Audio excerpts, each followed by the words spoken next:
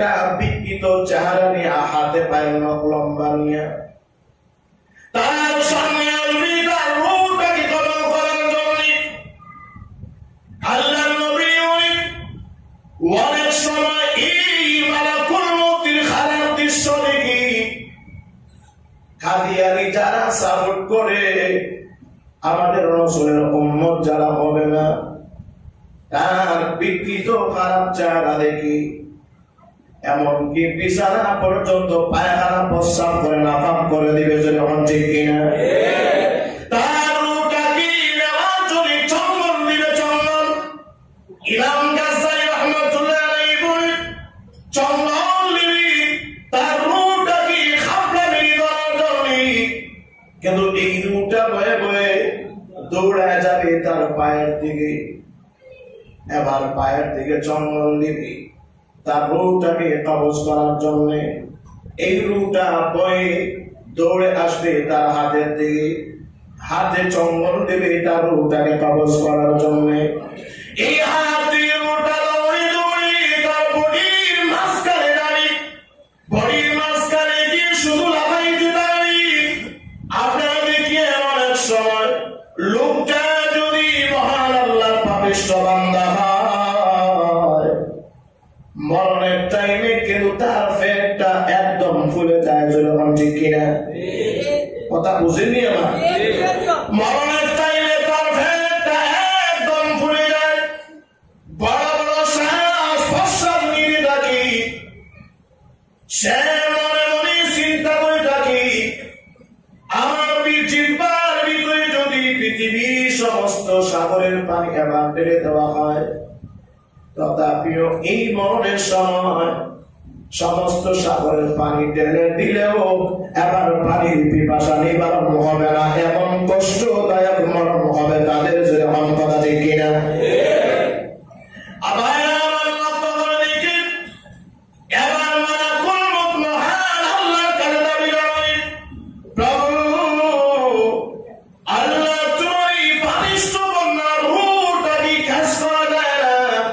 আল্লাহ বলেন, মালাকুল মউত রে, আমি মহান আল্লাহ এই ডিউটি এবং জিম্মাদারি আর কাউকে দেই নাই। এই ডিউটি আমি আর কাউকে দেই নাই। এই ডিউটি তুমি এমন ফেরেশতাকে আমি আল্লাহ দিয়েছি যার ভিতরে কোনো দয়া নাই এবং যার ভিতরে কোনো মায়া মহব্বত নাই। তোমাকে দিলাম, তুমি বাবার কাছ থেকে ছেলে মেয়েকে কাঁদাইয়া আনতে পারো, এবং ছেলে মেয়ের কাছ থেকে বাবা মাকে সেকেন্ডের ভিতরে উঠে আনতে পারো। তোমার ভিতরে কোনো দরদ নাই, তোমার ভিতরে কোনো প্রেম ভালোবাসা নাই।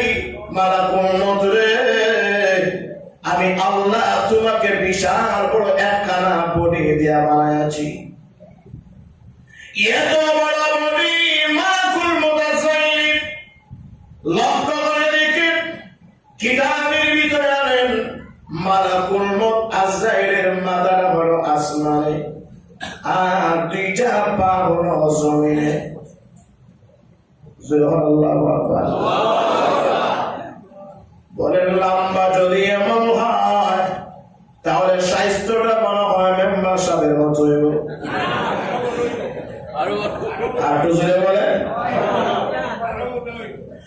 পৃথিবীর মানুষ স্বাস্থ্য যদি লম্বা এমন বড় হয়, তাহলে স্বাস্থ্য এমন বড় হলে কিতাবের ভিতরে আনে, যদি ওরা আসল বডি পৃথিবীতে নামে, তাহলে পৃথিবীর খালি জায়গা থাকবে না, তাম পৃথিবী মালাকুল মউতের বডি পড়ে যাবে।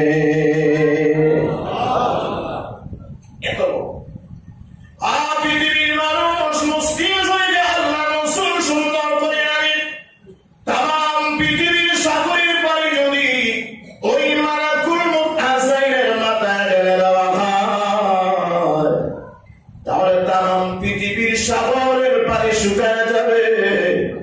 তথাপিও মালাকুল মউত আজরাইলের মাথা ভিজে কানের লতি পর্যন্ত আসবে না। সুবহানাল্লাহ।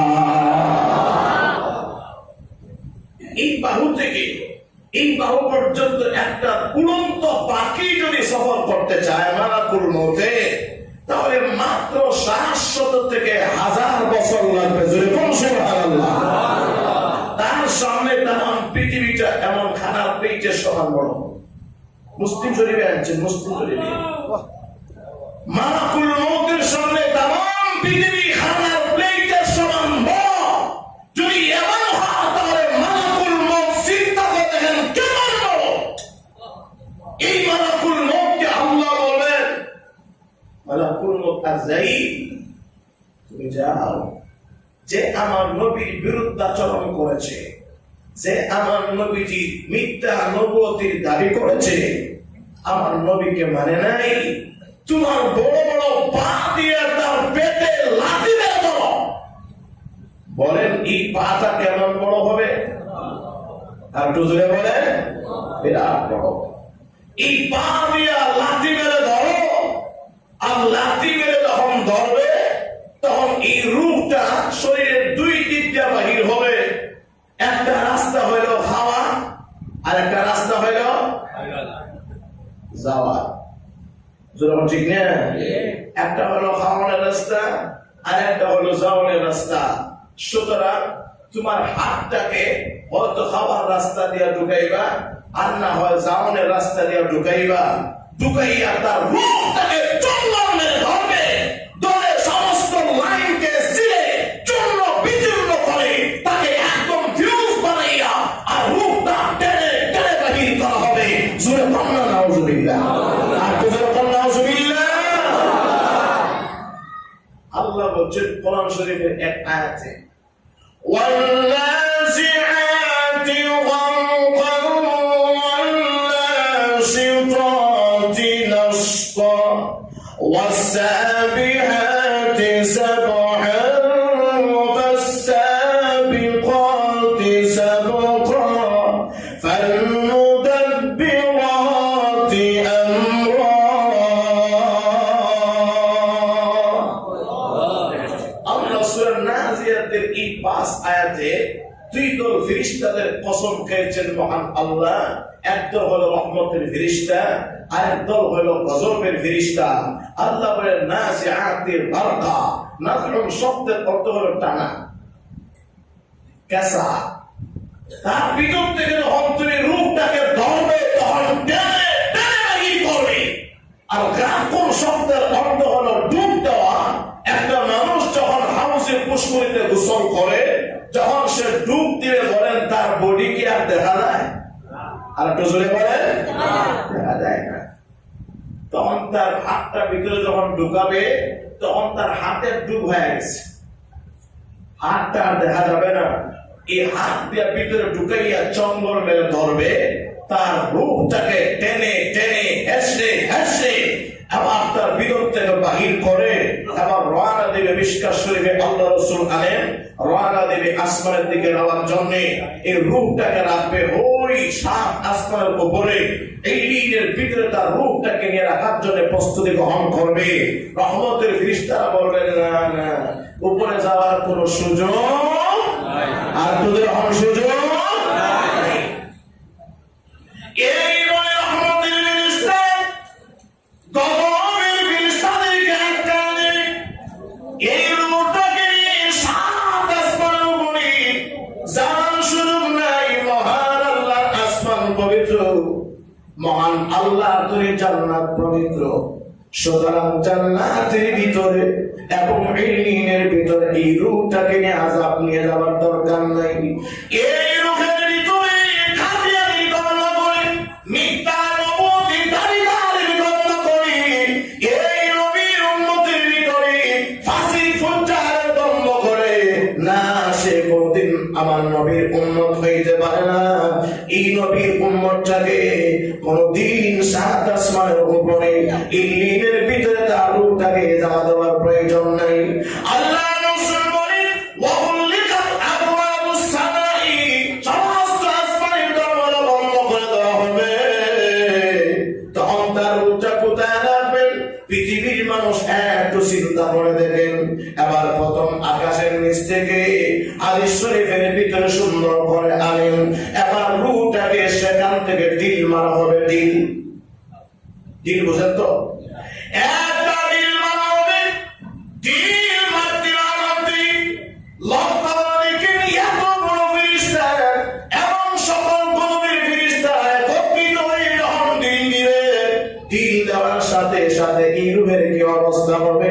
কিতাবের ভিতরে আনেন 7 তরফ জমিনের নিচে গর্ত করে আবার জাহান্নামের ভিতরে ইল্লিনে মহান আল্লাহ তুই জাহান্নামের আগুন দিয়া ওই লোকটার রূহটাকে বেঁধে রাখা হবে। জুড়ে বলুন নাউজুবিল্লাহ।